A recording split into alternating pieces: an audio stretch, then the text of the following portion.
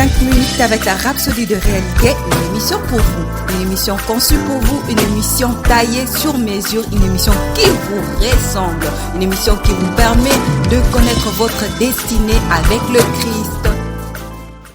Bonjour à tous, bienvenue dans notre émission 5 minutes d'édification avec la Rhapsodie des réalités.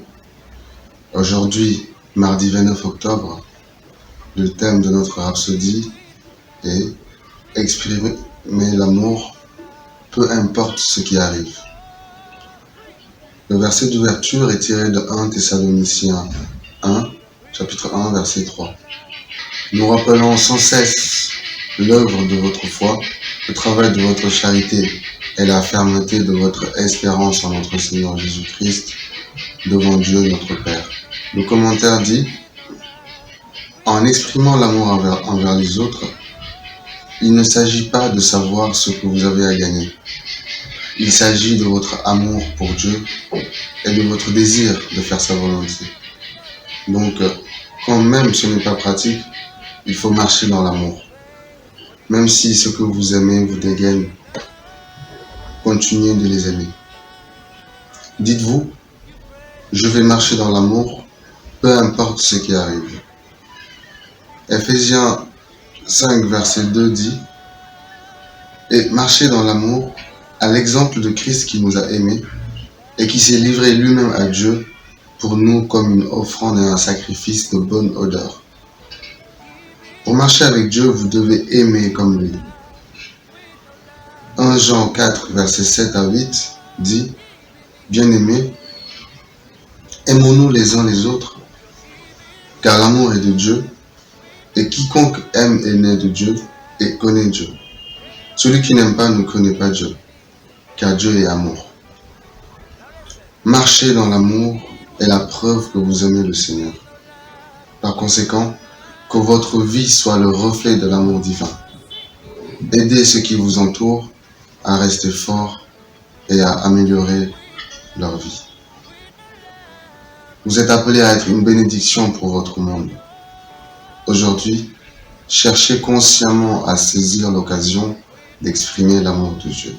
Bien-aimés, la Rhapsodie d'aujourd'hui nous parle de l'amour de Dieu. Que cet amour qu'il nous a donné et que nous devons partager envers les autres. Donc, peu importe ce que les autres y font, nous devons leur donner cet amour que Dieu nous a donné gratuitement, sans rien attendre en retour.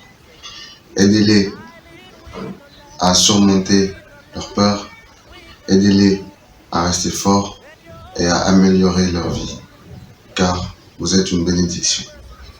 Nous allons prendre quelques secondes pour méditer sur la parole d'aujourd'hui.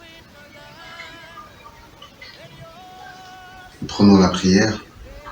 Veuillez répéter avec moi s'il vous plaît. Merci, cher Père. Tu m'as béni en toutes choses et tu m'as fait vivre dans l'abondance. Tu as fait de moi un canal d'amour et de bénédiction pour ceux qui m'entourent. Ma vie est l'expression de ton amour et de ta justice. Au nom de Jésus, Amen. L'étude approfondie est tirée de Ephésiens 5, versets 1 à 2, Jean 13, verset 34, 1 Thessaloniciens 3, versets 12 à 13. Merci pour cet instant accordé et soyez bénis. Nous croyons que vous avez été bénis par ce message. Nous vous invitons à faire de Jésus-Christ le Seigneur de votre vie en disant cette prière. Seigneur Jésus, viens dans mon cœur et deviens le Seigneur de ma vie. Je reçois la vie éternelle dans mon esprit. Et selon Romains 10, 9, si tu confesses de ta bouche le Seigneur Jésus, et si tu crois dans ton cœur que Dieu l'a ressuscité de mort, tu seras sauvé. Je déclare que je suis sauvé, je suis né de nouveau, je suis un enfant de Dieu. Maintenant, j'écris ce qui demeure en moi. Félicitations, vous êtes maintenant un enfant de Dieu.